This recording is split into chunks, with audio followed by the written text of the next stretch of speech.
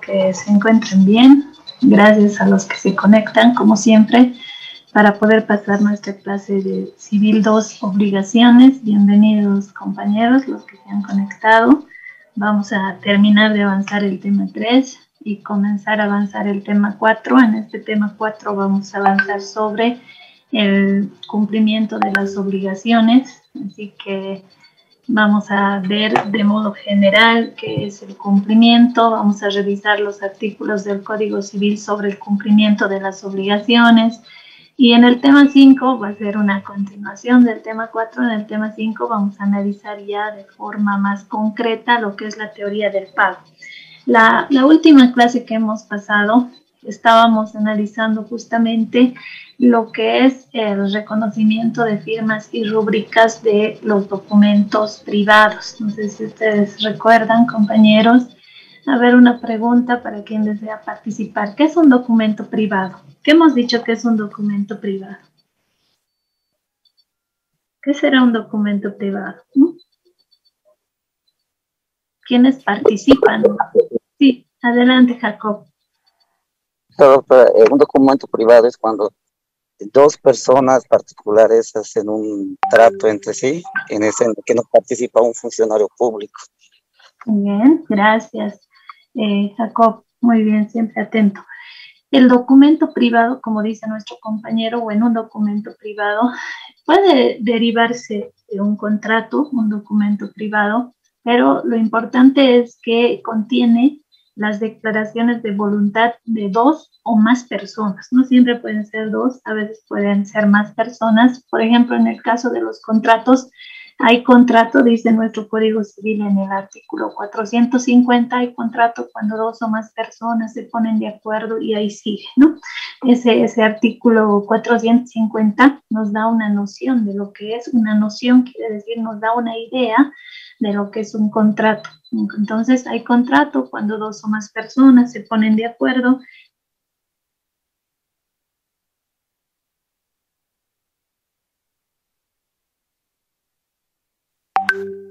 Las declaraciones de voluntad o el acuerdo de dos o más personas. En el documento privado se llama privado justamente porque no interviene, como bien lo ha dicho nuestro compañero, no interviene en su otorgamiento un funcionario de fe pública. Es decir, que en este tipo de documentos privados, que también hay una gran variedad de documentos privados, no solamente si nosotros en alguna oportunidad ustedes tienen la oportunidad de leer, por ejemplo, contrato de arrendamiento, que conste por el presente documento privado de arrendamiento, el mismo, y ahí, ¿no? Está redactado de esa manera esos contratos. Eso es un contrato, pero consta en documento privado, es decir, ha sido suscrito por las partes y en ese documento privado no ha intervenido un funcionario público, como puede ser, por ejemplo, el notario de fe pública. Cuando las partes firman un documento privado, podríamos decir ahí se nota que han dado su consentimiento. Casi todos los contratos, por no decir todos, en el pie del contrato, al pie del documento, se estampan las firmas de las partes, eso en señal de conformidad. También en los contratos, la última cláusula de los contratos generalmente se llama acuerdo de partes o conformidad de partes. Entonces, en la última cláusula de los contratos, sea documento público, sea documento privado, suele estar el acuerdo de partes. Hay muchos, si trajéramos un contrato, y tendríamos que ubicar en qué partes del contrato podemos ver que las partes han dado su consentimiento, identificaríamos en varias cláusulas que existe consentimiento, pero más que todo vemos que hay consentimiento por las firmas que están estampadas al pie del documento y vemos que hay consentimiento porque hay una cláusula, generalmente la última, que titula conformidad de las partes o acuerdo de partes, y ahí las partes dicen nosotros, por una parte el propietario, por otra parte el arrendatario, declaramos nuestra plena y absoluta conformidad con todas y cada una de las cláusulas que anteceden y nos comprometemos a su fiel y estricto cumplimiento. Fíjense, esa redacción, esas palabras, ¿qué dan a entender? Nos dan a entender de que las partes, en este caso, si es un contrato de arrendamiento, tanto el propietario como el arrendatario o arrendataria, están de acuerdo, dice, ¿no? Y conocen cada una de las cláusulas que están en el contrato y se comprometen a cumplir, dice, las cláusulas del contrato, firmando el presente en la ciudad del Alto a los 12 días del mes de abril del año 2022. Entonces, cuando hablamos de documento privado, nos referimos justamente a un instrumento donde consta por escrito declaraciones de voluntad, pueden ser de dos o más personas, y que obviamente estas declaraciones de voluntad se han hecho sin que intervenga un funcionario público, ¿no? Generalmente este funcionario público en el tema de contratos es el notario de fe pública. ¿Qué riesgo tiene un documento privado? El riesgo en el caso de los documentos privados es que la otra parte, cualquiera de las partes, en realidad generalmente decimos el deudor, es decir, la persona que está obligada a cumplir con la obligación o la prestación, niegue que esa firma estampada en el documento es suya, ¿no? Puede ser que niegue la firma estampada en el documento. Y para iniciar un proceso, para pedir el cobro de la obligación, el cumplimiento de la obligación por la vía judicial, me refiero, ya para iniciar un proceso, se necesita que este documento esté reconocido, es decir, que se haya hecho el reconocimiento de la firma y rúbrica de ambas partes, pero en este caso, quien ha cumplido con su obligación va a reconocer su firma, no va a negar.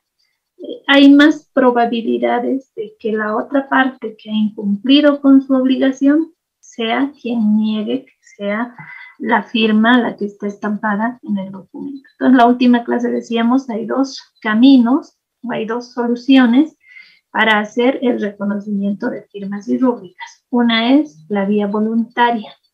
La vía voluntaria, ¿ante qué autoridad se hace el reconocimiento de firmas y rúbricas por la vía voluntaria?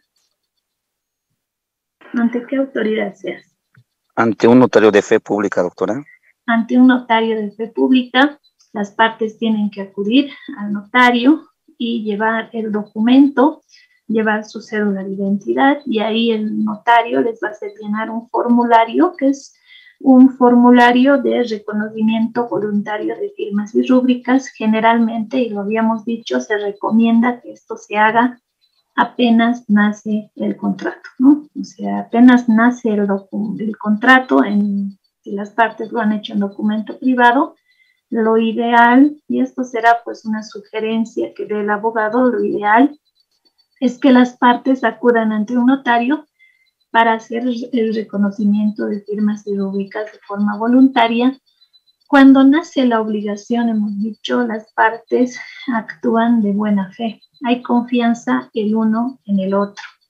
Confianza de que la otra parte va a cumplir lo que se ha comprometido. ¿Qué pasa cuando ya ha pasado el tiempo, ya ha nacido el documento privado, ya ha vencido el plazo y el deudor no cumple y el acreedor lo va a llevar a juicio? Porque ya sabemos que cuando vence el plazo y el deudor no cumple, inmediatamente para el acreedor nace la acción. Y la acción se utiliza para mover ese aparato judicial, ¿no? Para ir a proceso, para eso es la acción. Entonces ese acreedor va a necesitar llevar a su deudor a proceso. ¿Por qué? Porque voluntariamente no le ha cumplido.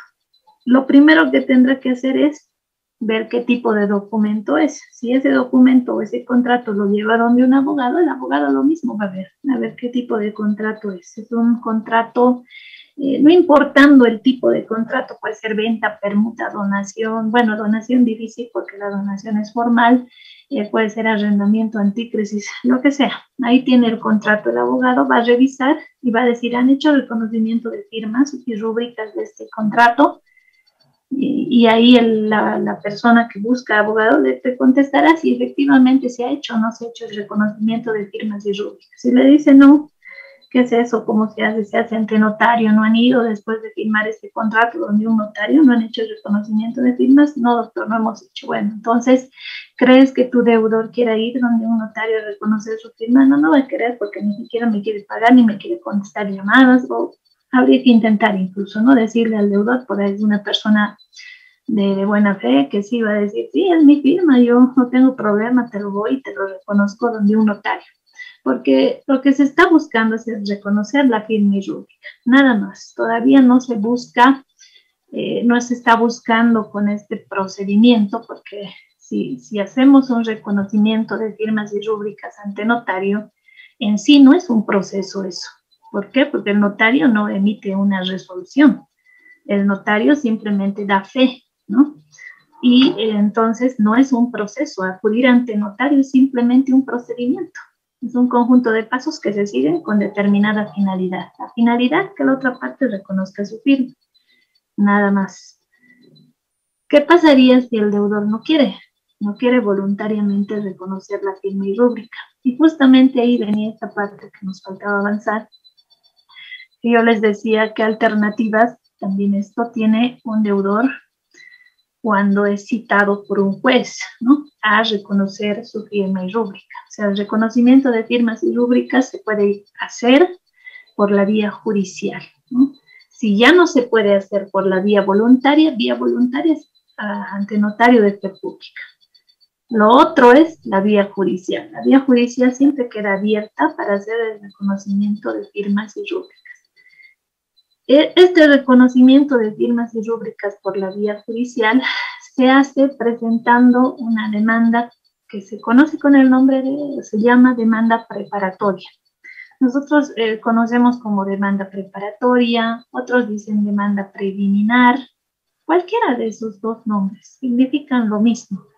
Una demanda preparatoria quiere decir que a través de esta demanda se está preparando lo que va a ser un futuro proceso ya para cobrar la obligación, ya para pedir que el deudor cumpla con lo que se ha comprometido en ese documento, ¿no?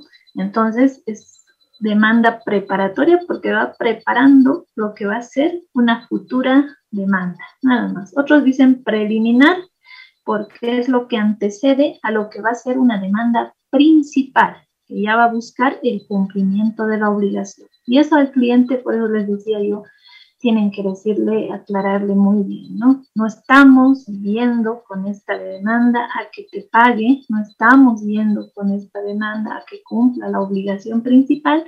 Lo único que estamos buscando con esta demanda es que se reconozca la firma y rúbrica. Y luego recién hay que iniciar otro proceso, que ya va a ser ese proceso el principal, para buscar que el deudor cumpla la obligación. Eso hay que aclararles porque a veces los clientes les va a tocar de todo también. Ustedes ya están próximos, el tiempo pasa muy rápido, pronto ya van a ser colegas también, muy buenos seguramente.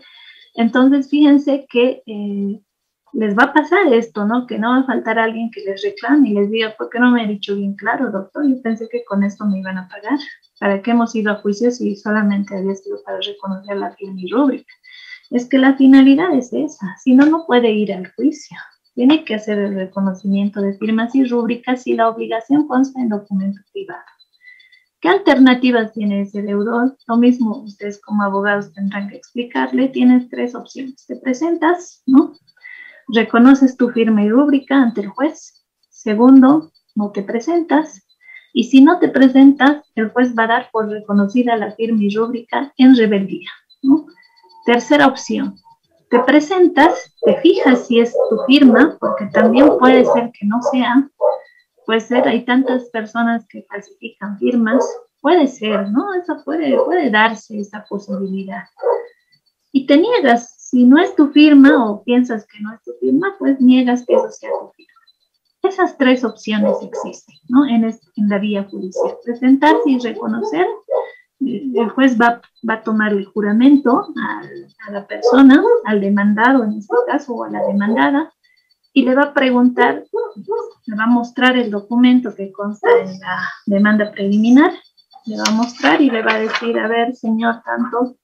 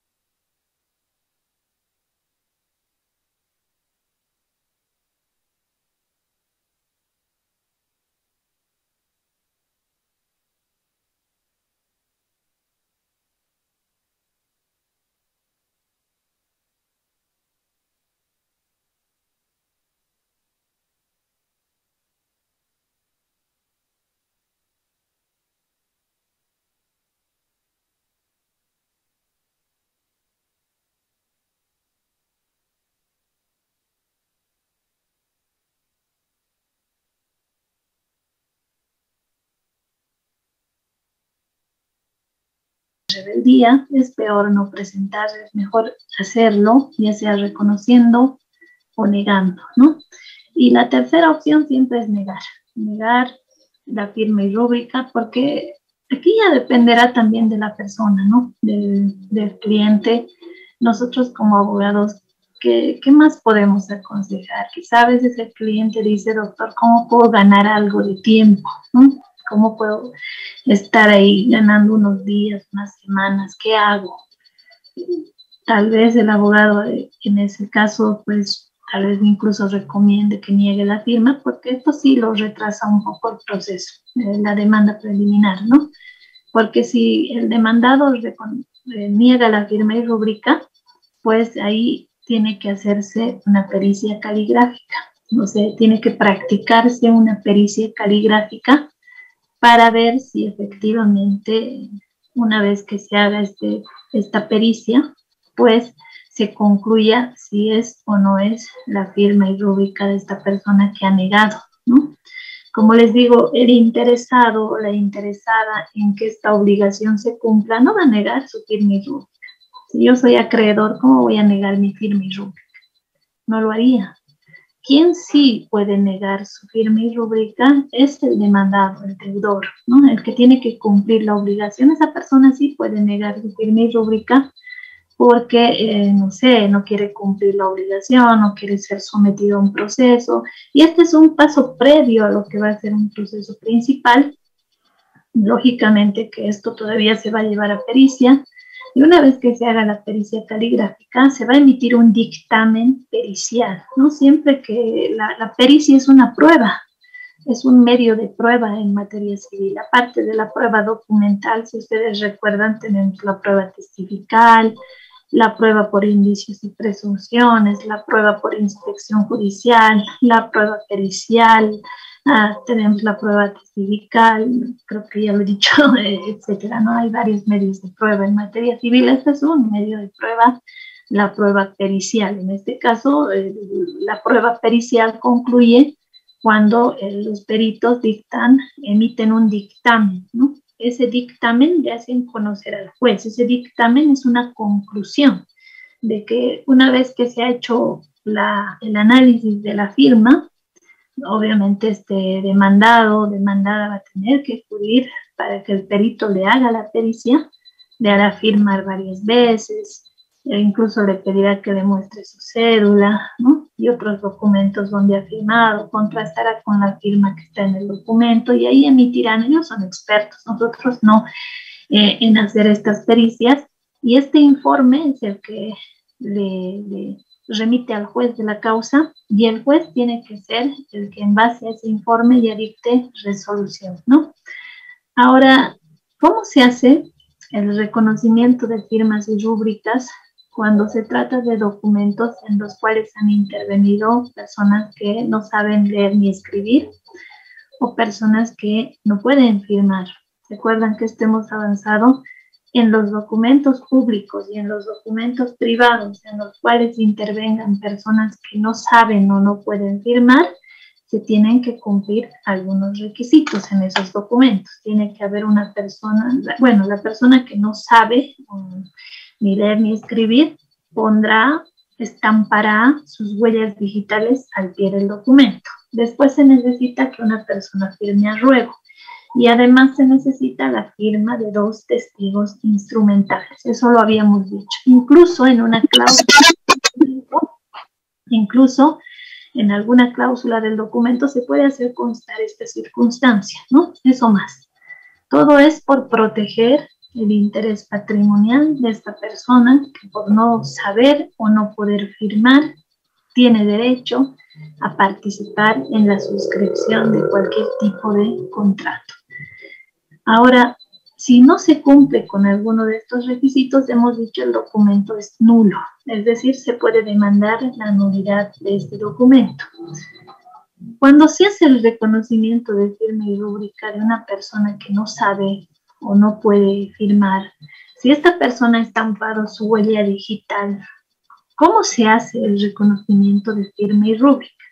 En ese caso, se hace el reconocimiento de firma y rúbrica de la persona que ha firmado a ruego, ¿no? De esa persona se hace el reconocimiento de firma y rúbrica, y también el otorgante, en este caso esta persona que no podía estampar una firma, tiene que reconocer el contenido del documento y el hecho de haber puesto sus impresiones digitales.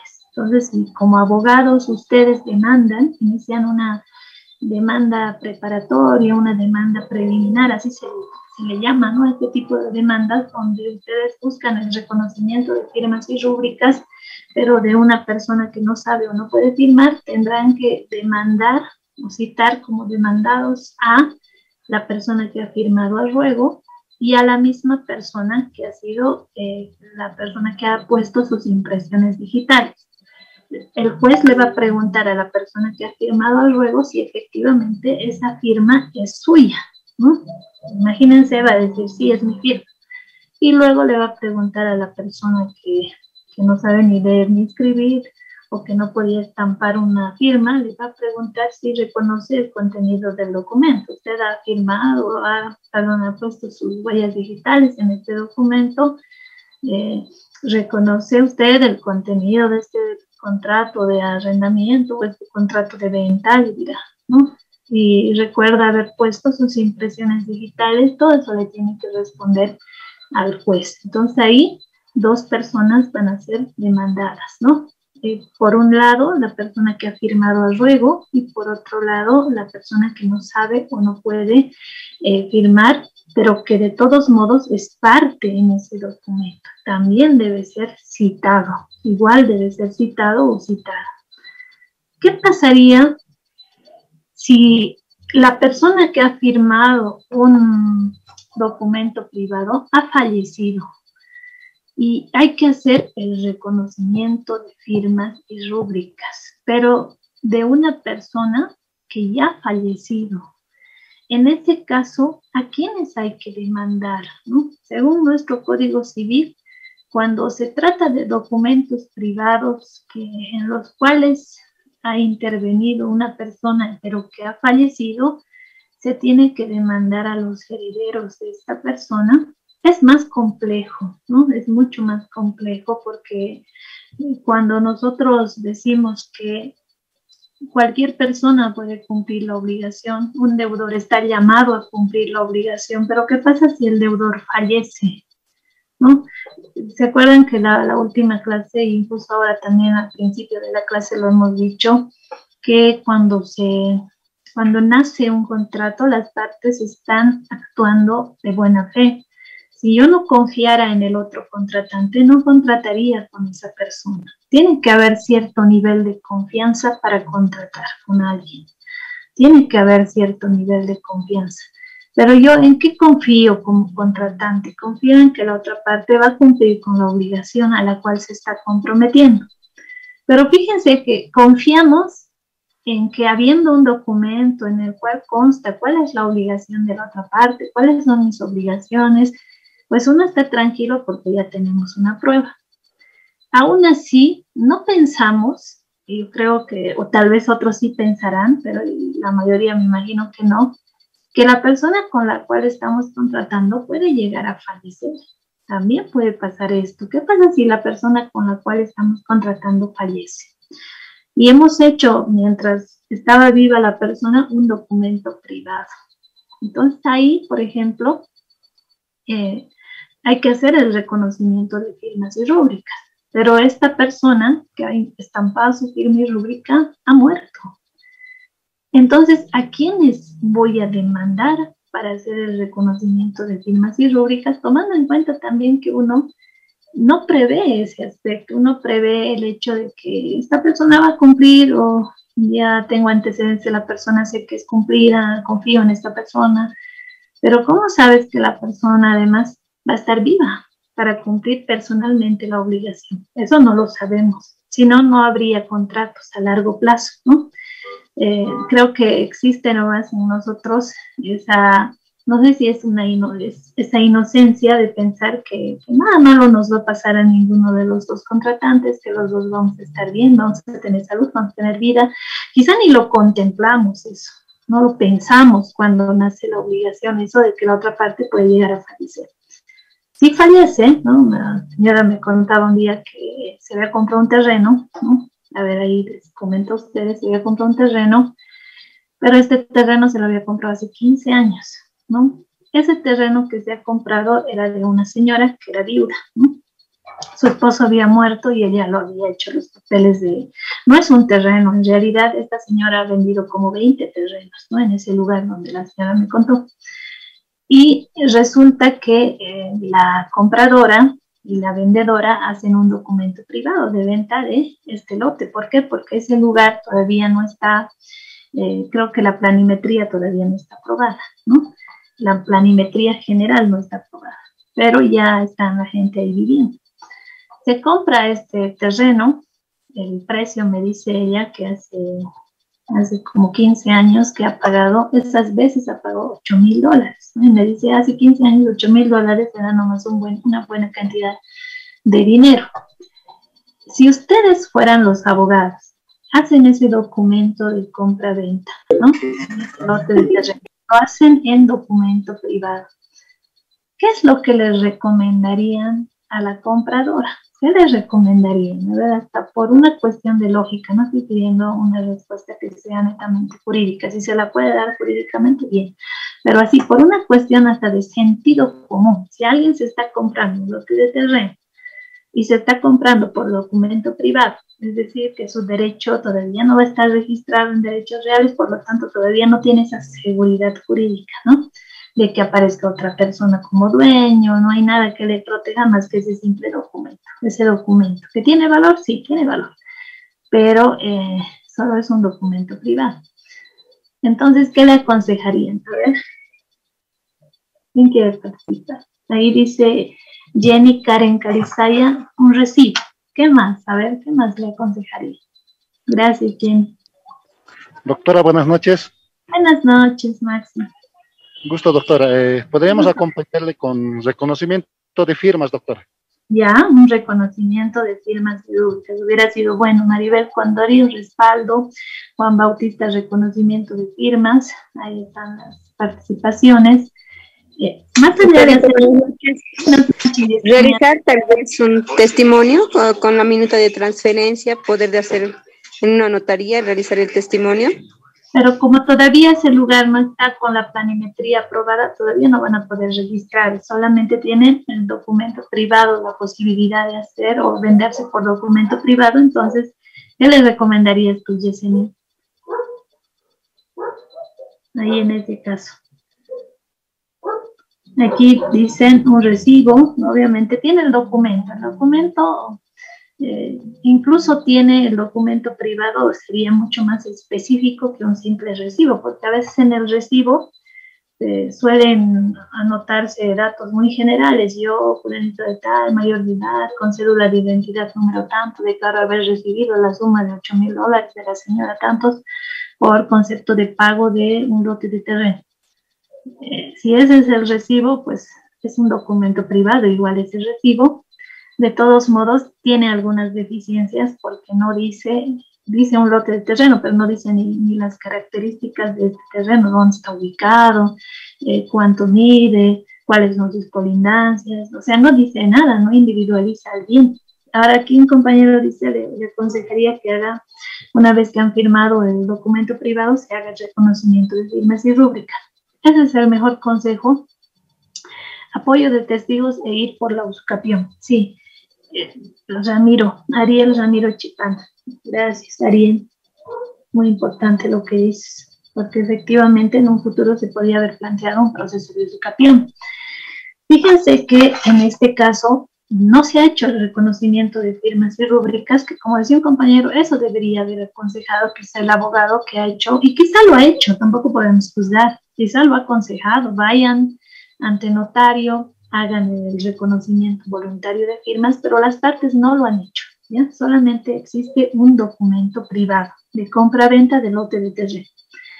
Un consejo que tiene que dar el abogado, en mi criterio, un consejo que tiene que dar el abogado es, en el caso de que alguien se esté comprando un lote de terreno, en documento privado, el consejo es tomar posesión, ¿no? Eso para ustedes, compañeros, tiene que ser muy importante siempre este consejo, ¿no? Tome en cuenta, señora, usted se está comprando este lote de terreno, que no lo va a poder registrar porque están haciendo con documento privado, porque ese lugar todavía no tiene planimetría aprobada. Entonces, usted su único respaldo que tiene es su documento privado. Como ha dicho bien un compañero, hay que hacer reconocimiento de firmas, es lo ideal. A veces las partes no escuchan al abogado. Y segundo, tome posesión. Tomar posesión. ¿Qué quiere decir, compañeros, tomar posesión? ¿Qué significa tomar posesión? A ver, ¿qué es? ¿Qué es tomar posesión? En el caso de un lote de terreno. Buenas noches, doctora. ¿Cómo está, Omar? ¿Cómo estás, Omar? Adelante. Bueno, tomar posesión es hacer alguna estructura física en el terreno, ¿no? Puede ser un amurallado con calaminas o algo que denote que ya es de propiedad de una persona o un conjunto de personas. Y obviamente en estos casos, como nos había explicado en términos de la usucapión, que 5 años es cuando ya alguien está viviendo, ¿no? Efectivamente ahí. Pero evidentemente hay muchos terrenos en donde no hay ni siquiera los servicios, ¿no? Entonces, lleva nomás a hacer la muralla, ¿no? Mínimo. Bien, para gracias. hacer valer su derecho. Gracias, Omar. Omar nos ha dicho de forma más clara, realizar actos materiales sobre ese bien. Por ejemplo, no sé, llevar algún material de construcción. Aquí Magali Flores dice amurallar, o sea, cerrar, ¿no? Cerrar la propiedad. Pero también Omar marcaba algo importante. Hay lugares donde ni siquiera hay servicios básicos y uno prácticamente va a ser muy difícil que pueda estar ahí, ¿no? De todos modos, tiene que haber posesión. ¿Sí? ¿Cómo puedo yo demandar la usucapión si ni siquiera he entrado en posesión? ¿Cómo se puede? Tengo un documento que acredita que me he comprado ese lote, pero ni siquiera he tomado posesión. Y tomar posesión no significa pues estar todos los días ahí, pero por lo menos, lo que dice Magali Flores, por lo menos cerrar, amurallar, o como dice nuestro compañero Omar, llevar algún material ahí de construcción, cerrarlo, tenerlo ahí adentro algunas cosas, hacer un cuarto, aunque sea construir algo, aunque no vivas todo el tiempo, pero basta que vayas una vez por semana. No, la posesión no significa pues que uno todos y cada uno de los días tenga que estar parando ahí, ¿no? Entonces, en este caso, la señora que le vendió a esta otra señora murió en esta pandemia, murió de COVID, ¿no? Antes de que llegue la vacuna ya falleció la señora, y era también una señora mayor, y ahora la compradora tiene un grave problema. ¿Cuál es el grave problema? Tiene un documento privado donde consta que se ha comprado, o sea, ese documento privado es prueba, no ha hecho reconocimiento de firmas y rúbricas, no se puede hacer ahorita reconocimiento voluntario porque la señora, la vendedora, ha fallecido. Lo único que queda es hacer reconocimiento de firmas y rúbricas por la vía judicial, ¿no? Pero ahora, ¿quién va a reconocer la firma y rúbrica de esta señora que ha fallecido? Sus herederos, es lo que señala nuestra ley. Esto se demanda a los herederos, hay que demandar a los herederos. Y ahí viene el peor problema que puede surgir. Ustedes van a llevar las sucesiones en 5º año y ahí van a ver qué problemático es cobrar de los herederos. Porque los herederos tienen varias opciones cuando se abre una sucesión. No es que mi causante muere y yo automáticamente soy heredero por ser hijo. No.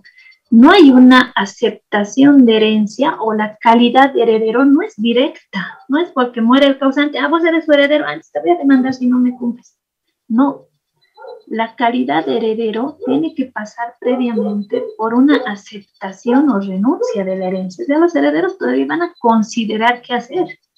Tienen varias opciones los herederos. No es que la ley directamente, por haber muerto su causante, los considera como herederos. No. Primero, que tienen que haber aceptado la herencia para ser herederos.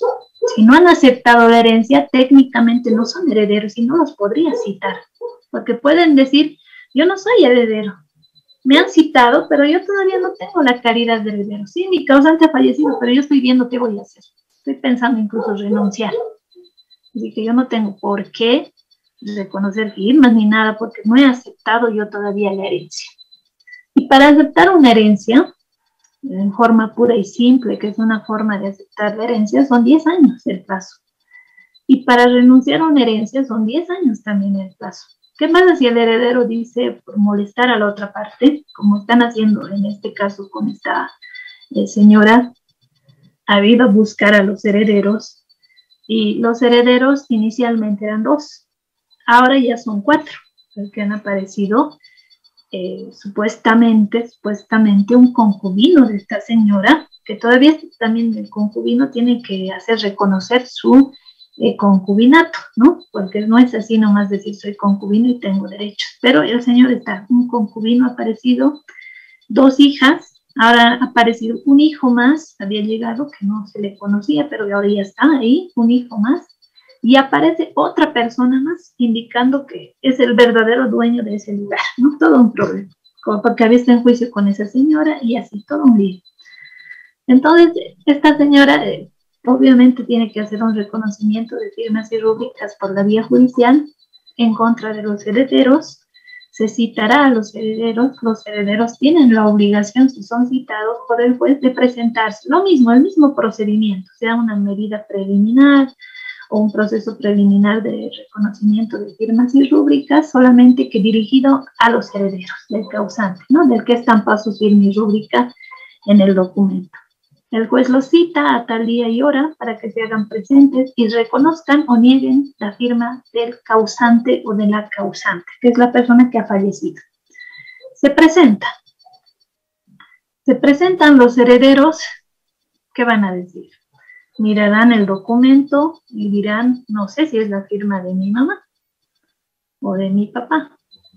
O dirán, sí es su firma de mi mamá, si son conscientes de que efectivamente es la firma, porque uno como heredero, tal vez si nos ponemos a pensar ya en la cabeza del heredero, tal vez el heredero ni siquiera se dé cuenta bien cómo era la firma del causante, puede ser, o puede ser que conocía bien la firma de su padre, de su madre, no sé, ustedes pónganse a pensar en su propio caso, ustedes conocen a cabalidad la firma de su papá o de su mamá, saben bien identificar su firma, podrían diferenciar de otra parecida, o identifican bien su firma. No sé, yo en el caso de mi mamá identifico fácil su firma, me doy cuenta, porque en varios documentos le he visto firmar y sé cómo firma. En el caso de mi padre es bien compleja su firma, así que no lo identificaría bien, no me daría cuenta, ¿no? De mi mamá, tal vez uno dirá, pero si la firma es sencillita, es más fácil de falsificar, ¿no? Y si es más compleja, es más difícil de falsificar. No lo sé eso, me imagino que sí, hay firmas súper fáciles para copiar y hay gente que copia esas firmas. Entonces, cuando el heredero se presenta, quizá ahí sí podemos dudar de que el heredero tenga mala fe, ¿no? Y van los herederos y le dicen al juez, no nos consta que sea su firma y rúbrica, no nos consta, no sabemos. Lo veo y no sé si es la firma de mi madre, parece, pero no sé, señor juez, no me consta, ¿no? La mayoría tal vez de los herederos le dirá al juez, expresará que no les consta que esa firma que está en el documento sea del causante. Ahora, eso se tiene que llevar igual a pericia caligráfica, pero la persona a la cual se le va a hacer la pericia ha fallecido. Entonces, ¿sobre qué se va a periciar?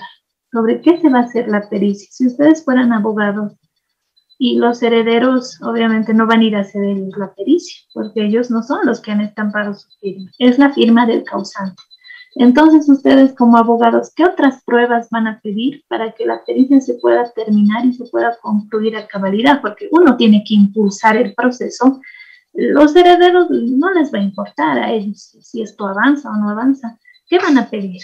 ¿Qué pruebas para aportar al perito, cosa de que pueda hacerse una comparación entre la firma del causante con, a los herederos les dicen, traigan documentos donde conste la firma de su causante, ¿no? Traigan esos documentos. Los herederos si llevan, no llevan, no les va a importar tanto a ellos cumplir con eso. Pero uno como abogado, si está patrocinando al acreedor, ¿qué puede pedir, compañeros? A ver, para hacer este cotejo de la firma.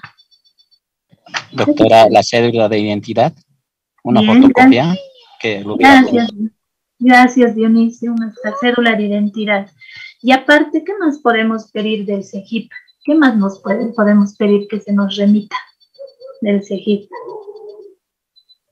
¿Qué El tenemos? certificado de defunción, doctorita. Perdón, compañera Yesenia. El certificado de difunción, tal vez, de la señora que ha fallecido. A ver, del CEGIP, ¿qué podemos pedir? ¿Qué tenemos todos en el CEGIP? Tenemos una tarjeta, ¿cómo se llama? La tarjeta prontuaria, ¿no? La tarjeta de filiación. La tarjeta prontuaria. Ahí tenemos que pedir eso. Después del órgano electoral, ¿qué podemos pedir? certificado de sufragio. El del órgano electoral. Muy bien, compañero Dionisio, ¿no? Sí. Gracias, Dionisio. Y al otro compañero era Marcos, ¿no, compañero? Marcos Gutiérrez. Sí, Marcos Gutiérrez, doctora. Gracias, gracias Marcos, por tu participación muy buena. Igual, Dionisio, gracias. Del órgano electoral, podemos pedir que el juez oficie al CEGIP para que se envíe la tarjeta prontuario. Del órgano electoral podemos pedir al juez que se envíe un oficio para que el órgano electoral le remita al juez el registro biométrico, porque todos tenemos registro biométrico y hemos firmado, ¿no es cierto? Entonces ahí también consta la firma y otros documentos más que uno puede como abogado. El abogado es un investigador, en estos casos es donde se ve justamente este hecho de que se investigue bien, y se llegue a una conclusión de que realmente es la firma. Tiene aquí trozos de carne, ¿verdad? 1, 2. Sí. Bien. Ahora sí. Entonces, con esto hemos terminado el tema 3. Vamos a comenzar el tema 4, que es el cumplimiento de las obligaciones. ¿Qué quería decirles? Que el examen del primer parcial lo vamos a dar en mayo. Ya vamos a quedar la fecha, cosa de que la siguiente semana vamos a fijar bien la fecha, cosa de que no choque con otras materias. Seguro ya han debido dar tal vez incluso examen en muchas materias. A veces los colegas también tienen su propia programación de tomar exámenes, cosa que está muy bien, pero nosotros tenemos que avanzar. Todavía nos falta el tema 4, nos falta el tema 5 y luego ya vamos a programar, pero la siguiente semana, el próximo jueves, ya vamos a estar hablando del primer parcial, ¿no? Vamos a continuar avanzando y vamos a empezar a avanzar el tema 4, cumplimiento de las obligaciones. Este tema 4 tiene mucha relación con el tema 5, que sería el inicio de lo que el otro va a ser mucho más específico. Y cuando una obligación nace para ser cumplida, para ser ejecutada, el deudor es el obligado a cumplir o la obligada a cumplir. ¿A qué se obliga un deudor? Se puede obligar a un dar, hacer, no hacer. De los contratos nacen esas obligaciones. Hay contratos que hacen surgir prestaciones de dar u obligaciones de dar. Hay contratos que hacen surgir obligaciones de hacer y hay contratos que hacen surgir obligaciones de no hacer. No importa el tipo de contrato, el deudor debe cumplir con la palabra empeñada. Siempre lo repetimos, si todos cumpliéramos de forma voluntaria nuestras obligaciones, no se necesitaría prácticamente la presencia de abogados, ni jueces, ni nada de eso, ¿no? Justamente es porque existe siempre esa posibilidad de incumplir, lo que hace que nosotros tengamos trabajo, ¿no? El deudor debe tratar de cumplir la obligación de la misma forma como se ha comprometido originalmente. Eso vamos a ver más adelante, creo que en alguna clase ya lo hemos adelantado. Cuando un deudor cumple la obligación de la misma forma en la cual se había comprometido originalmente, a eso nosotros llamamos cumplimiento en especie. Y el cumplimiento que haga el deudor es la forma común normal, ordinaria, mediante la cual se extingue la obligación. Ustedes pueden revisar de su Código Civil, los que tienen a su Código Civil siempre cerca, el artículo 351. En este artículo 351 van a ver enumerados todos los modos de extinción de las obligaciones, ¿no? Este artículo 351 dice modos de extinción de las obligaciones. Las obligaciones se extinguen por 1. Su cumplimiento. 2. Novación. 3. Remisión o condonación. 4. Compensación. 5. Confusión. 6. Imposibilidad sobrevenida. 7. Prescripción. 8. Otras causas determinadas por la ley. Fíjense que en este artículo 351 están, como les digo, enumerados los modos de extinción de las obligaciones, ¿no? Ahí encontramos enumerados 7 modos de extinción de las obligaciones. Todos esos los vamos a ir avanzando uno por uno. Este es el pago o cumplimiento. Después ya más adelante nos vamos a referir a los otros modos por los cuales se extingue una obligación. Entonces, cuando el deudor cumple, automáticamente extingue la obligación, rompe ese vínculo jurídico. El acreedor deja de ser acreedor, el deudor técnica legalmente deja de ser deudor y las partes se encuentran ya directamente liberadas, más que todo el deudor liberado del cumplimiento de la obligación. Ahora aquí, ¿qué es cumplimiento? ¿Cómo podemos definir al cumplimiento de la obligación? ¿Qué es el cumplimiento? Es la ejecución o materialización de la prestación debida por el deudor en favor del acreedor. No importa si es una prestación de dar, hacer o no hacer. El cumplimiento es una forma normal, natural, mediante la cual se extingue la obligación. Aquí yo les hago una pregunta, el que desee también puede participar, me interesa mucho el criterio que tienen, son gente con mucho criterio. El pago o cumplimiento, porque también al cumplimiento se le llama pago. ¿Qué es cumplir? ¿Qué es pagar? Es ejecutar la prestación, nada más es eso, ¿no? ¿Quién debe dar cumplimiento a la obligación? El deudor, ¿no? Debe dar cumplimiento a la obligación. Pagar, cumplir la obligación. Desde el punto de vista del deudor, pregunta, ¿es un derecho o es un deber? Pagar o cumplir una obligación, desde el punto de vista del deudor, ¿es un derecho o es un deber? ¿El cumplimiento qué es? ¿Es un derecho o es un deber? ¿Qué cree? Es un deber, doctor. Ya, Lidia. ¿Por qué es un deber, Lidia? ¿Por qué crees que es un deber? A ver, Román. Buenas noches, doctora. Buenas Buenas noches. noches a los compañeros del curso. Bueno, es un deber porque en las cláusulas del contrato, donde menciona, ¿no?, cómo va a ser pagado o en cuánto tiempo va a ser pagado, es un compromiso que hace el que, o sea, el deudor, en este caso, ¿no?, la persona que se está prestando, entonces él debe cumplir, ¿no? Por eso es un deber de cumplimiento al compromiso que él mismo ha puesto, ¿no?, fecha y hora para la devolución de un préstamo, por decir. Ya.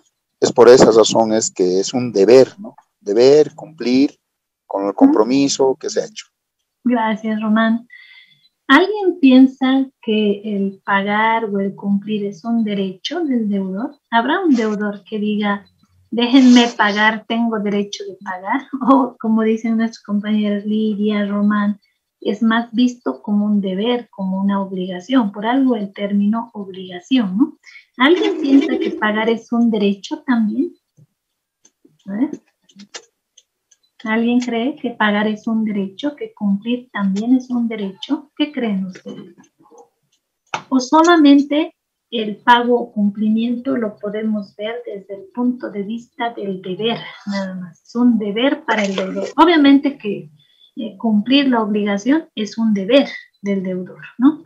Desde que nace la obligación, el acreedor es quien tiene derecho de exigir y el deudor está obligado a cumplir. Eso lo hemos dicho desde la clase 1, ¿no es cierto? Entonces, cuando hablamos de pago-cumplimiento, efectivamente hablamos de un deber, de una obligación que recae en la persona del deudor. Pero ¿será un derecho el pago o cumplimiento? Lo podremos ver desde esta perspectiva de derecho. ¿Qué creen? ¿Sí o no? ¿O es solo un deber y no es un derecho? ¿No? Lo podemos ver desde la otra perspectiva como derecho. Habrá un deudor que diga, no he escuchado por lo menos, tengo derecho de pagar, déjenme pagar. Puede presentarse una situación así. O sea, el pago. Adelante, Francisco. Doctora, disculpe, buenas noches. Bueno, está convenido. Según mi opinión, también sería un derecho. ¿Por qué razón? Le digo, en los bancos, uno por X personas se presta, por decir, económicamente de $5,000 o más. Y entonces, esta persona, de acuerdo a las normas constitucionales, tiene derecho, pues, de cancelar. ¿Por qué? Es una, también, en parte, es una obligación de cancelar. Y si no cancela o no tiene derecho, ya el banco ya conmina a él, o a cualquier sujeto, sea pasivo o sea activo, ¿no? Entonces, eso sería mi opinión, doctora, porque desde el punto de vista, para mí sería también, juega ambos, ¿no? El derecho y la obligación. Muchas gracias, doctor. Sí, gracias, compañero Francisco. Siempre sus opiniones son importantes. Fíjense que no desconocemos que el pagar, que el cumplir sea un deber. Y como ha dicho Román, bien lo ha dicho Lidia, es un deber. Para el deudor, el cumplimiento de la obligación es un deber. Y no es cualquier deber, no es un deber ético, no es un deber moral. Tiene que ver con la ética, tiene que ver con la moral, porque uno debería cumplir simplemente porque se ha comprometido a algo, ¿no? Pero no siempre pasa así. Por eso, por algo existen los documentos, ¿no? Y por algo también decíamos en una clase que la prueba documental sigue constituyéndose en la principal de todas las pruebas que existen. ¿Por qué? Porque en el documento queda el acuerdo de partes, pero queda detallado en cláusulas cómo se ha comprometido a cumplir el deudor. Entonces, no cabe duda, creo que en esto no hay a dónde discutir, en esto no hay discusión, de que el cumplimiento es un deber para el deudor. Es un deber. El deudor es el obligado, el deudor puede estar obligado a dar, puede estar obligado a hacer, puede estar obligado a no hacer. ¿Es un deber? Sí, absolutamente, desde la razón es un deber. ¿Es un derecho? También es un derecho, lo decía bien también el compañero Francisco. Quizá no analizamos, sí, adelante compañero. Doctora, perdón.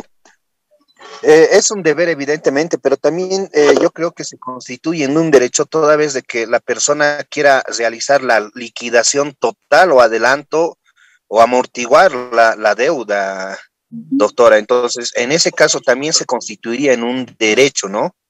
Sí, gracias.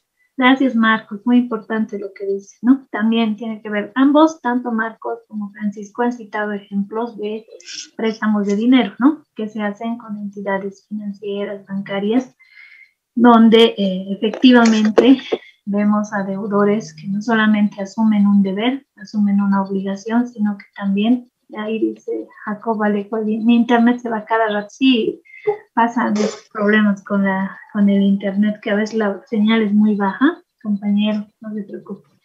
De todos modos, este tema, ahora mismo les voy a enviar este tema 4, la presentación, para que ustedes ya lo puedan ir revisando. Sí, el cumplimiento de la obligación o el pago de la obligación, sí lo podemos ver desde la perspectiva de ser un derecho para el deudor. Hay casos en los cuales a un deudor se le impide cumplir con su obligación, pese a que el deudor puede querer cumplir con su obligación. Lo vamos a ver esto la siguiente clase, estos casos.